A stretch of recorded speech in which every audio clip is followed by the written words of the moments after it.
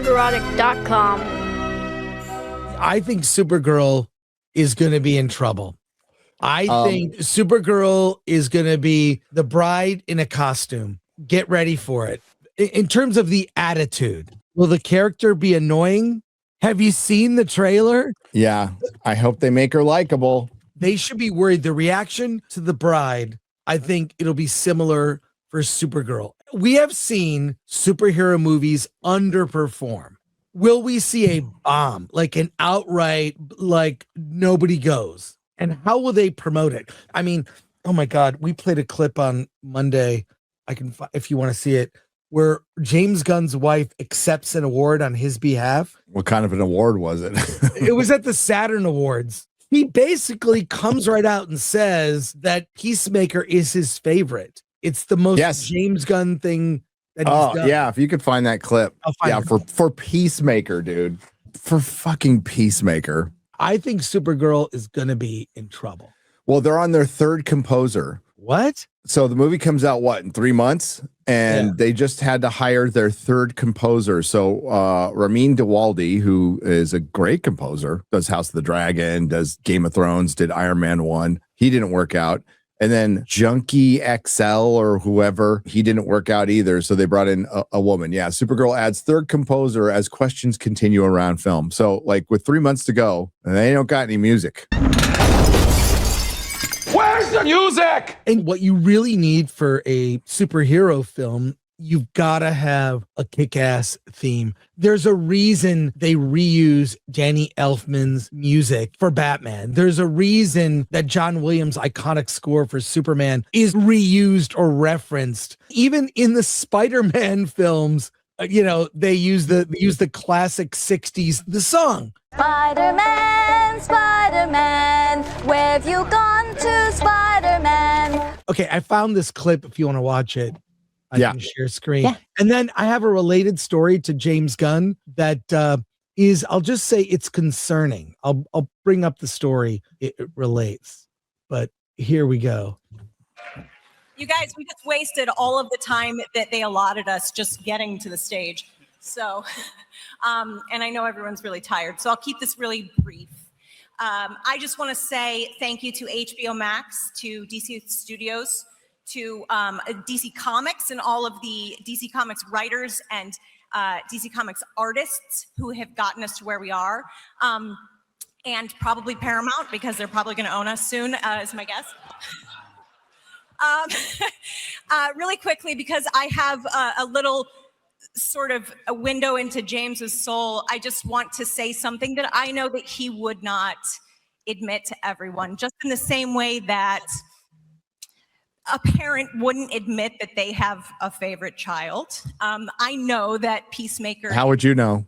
Favorite child, and that's the truth, and he'll deny it if you ever ask him to confirm. But he, this show is the most James Gunn thing that he's ever made. It is dark and weird, and funny and unique and gross, and underneath it all is the warmest, most beautiful human story, just about people connecting, and that's who James is. And I know that he is so grateful for this, and he wrote something that Freddie's going to. Okay, so this is from James. I'm sorry I can't be there, as I'm about to shoot Man of Tomorrow in Atlanta, but I wanted to thank the Saturn Awards, which have always been so important to me, all of the fans who've supported the show, and especially the cast and crew, who I love with all my heart.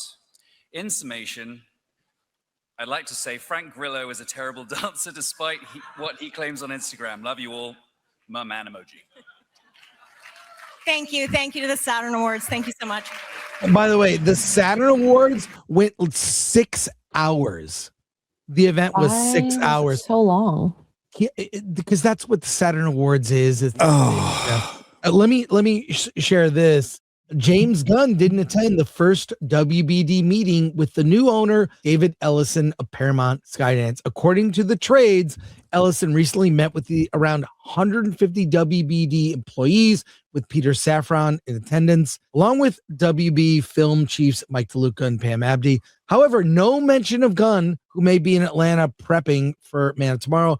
Even with the Atlanta explanation, Gunn not being present at Ellison's first major WBD gathering is still something people are going to notice. Studio heads are usually expected to show up for major meetings like this, especially when a new power structure is taking shape. So make of that what you will. Make of that what you will, Gary. God, I hope John Campea is right. I am 100% sure that before the end of the year, James Gunn is going to go to David Zaslav and say, it's been nice, but there's no way I'm working for those guys. So can you please let me out of my contract? I mean, John Campea, look, I watched John Campea. I watched Grace Randolph. By the way, Grace Randolph did not like The Bride. It was too feminist for her. Wow. So, so there you go. But to not show up, your new owners are coming in. I'm prepping for a movie. It's like, it's a day, bro. He's not shooting. He's prepping. Okay. Yeah. You're not even shooting. Yeah, that's weird. You're prepping. And in related news, in all of the DC stuff, Middle Americans are the villains. Yeah, there's an article out there. Clownfish did a video on it. It's like, why are all the villains in James Gunn's DCU like right wing or something like that? Based on this, in the Lanterns, we reacted to that trailer. Well, let me go back to before we get too far ahead. Sure. I just want to talk about what Amanda Harcourt, James Gunn's wife, Mrs. James Gunn's wife, I don't know her fucking name, is up there crying about Peacemaker season 2, like it's this profound piece of art. It was a giant vanity project where DC characters get to rail James Gunn's wife with a bisexual orgy that was a follow-up to the kids movie that was a giant hit, Superman. What are we talking about here? Stop with this bullshit. All right, here it is. What the point Chris was making. Yeah. Why is James Gunn making right-wing extremists the villains in nearly every DCU movie and TV show? Now, can we say there was right-wing extremists in the Superman movie? There was an allegory for them a little bit, but not really. I would say absolutely in Creature Commandos, absolutely in Peacemaker, both seasons of Peacemaker.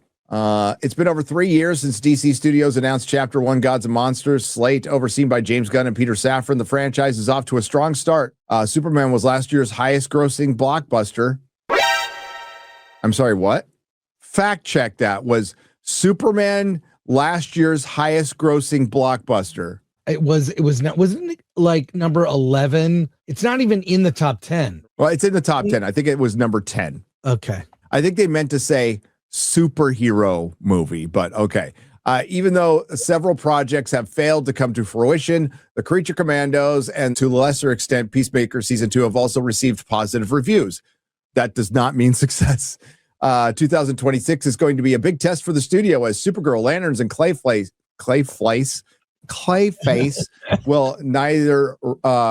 were neither written nor directed by James Gunn. He's a showrunner at this point, so his fingerprints are all over. I would say the only one they probably won't be all over is Clayface. I think he'll let Flanagan do his thing as far as the writing is concerned. If you know what a showrunner does, they basically give you the layout for the plot. Other person writes it. Showrunner throws in his notes, right? So the showrunner's fingerprints are all over it all the time. Same with James Gunn, particularly when it comes to villains who are blatantly inspired by the filmmaker's disdain for the right-wingers who got him fired from Guardians of the Galaxy Volume 3. Well, he did do Guardians of the Galaxy Volume 3 eventually. So the bigger question is, why have right-wing extremists started dominating the DCU? In Creature Commandos, the sons of Themyscira were incels and gun-toting rednecks. Superman saw Lex Luthor using mind-controlled monkeys to convince, that's the allegory, to convince the world that the Man of Steel was some sort of harem-seeking pervert, not dissimilar to how some of the far-right weaponized Gunn's crude jokes from the past to convince Disney that he deserved to be fired. Now, if you don't believe this, for some reason, if you've got it in your head that you don't believe that that is true, do you think James Gunn's a humble guy? Does he strike you as a humble guy? He doesn't come off that way. Find a path through his storytelling, through things he likes and personal experiences, and talks about it. Like, how did he crack Superman, Chris? Do you remember how he cracked Superman? It's all, well, because of his dog. His dog. Part of it. And I feel like he leans on things he knows, he thinks works from his past. Look, the first Guardians movie, that was his peak, in my opinion. Everything has been downhill. His path to writing is a very modern path. And for a Gen Xer, it's very millennial. It is very experiential, but totally through everything I've lived through in my life. Now, writers before would see things through other people's eyes, would be able to detach, and because they went out in the world and did things like fought in wars and had careers and stuff. And James has just worked at Troma, right? Which is fine. I liked Troma back in the day. I'm starting not to like him now because they gave us James Gunn. But yeah, so Peacemaker's Earth X inhabitants were racist, right-wing Nazis. Meanwhile, Supergirl test screen leak has claimed that Krem of the Yellow Hills leads a group of sex traffickers, all of whom sound an awful lot like women-hating incels rather than the murderous pirates from Supergirl's Woman of Tomorrow in the case of the Lanterns. While we're expecting some sort of cosmic element to whatever threatens that piece of the American heartland, it's rumored that they're also far-right extremists and conspiracy theorists. Well, James Gunn is from St. Louis. That's where I first met him in the late 90s, at the St. Louis International Film Festival. At the time, he was doing stuff for Troma, was a screenwriter. St. Louis is a big city. It's big. It's not middle America. It's in middle America, but it's not middle America. Right. So the comic book Brainiac sets out to acquire all knowledge in the universe, but at this rate, it feels like we can expect the Man of Tomorrow's version to be a racist incel who comes to Earth because he thinks Superman is a Chad.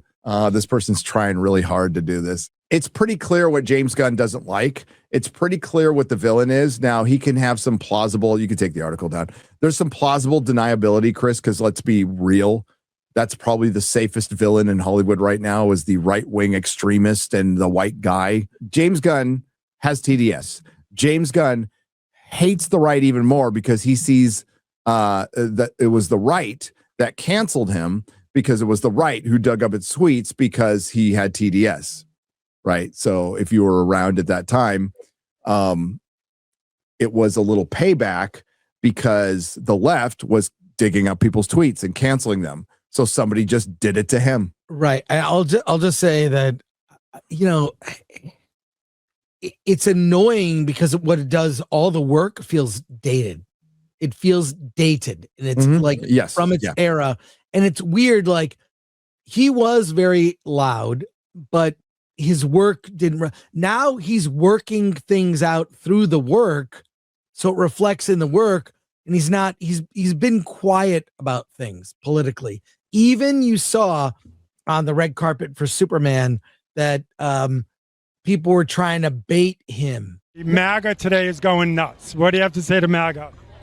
I don't have anything. I think this movie's for everybody. I don't have anything to say to anybody. Like, I'm not here to judge people, you know. He was reserved to his But he's credit. not reserved in his screenwriting. Peacemaker season 2 was fuck MAGA, fuck middle America. That's what it was. That's what The Boys is too. That's what Lanterns Absolutely. is.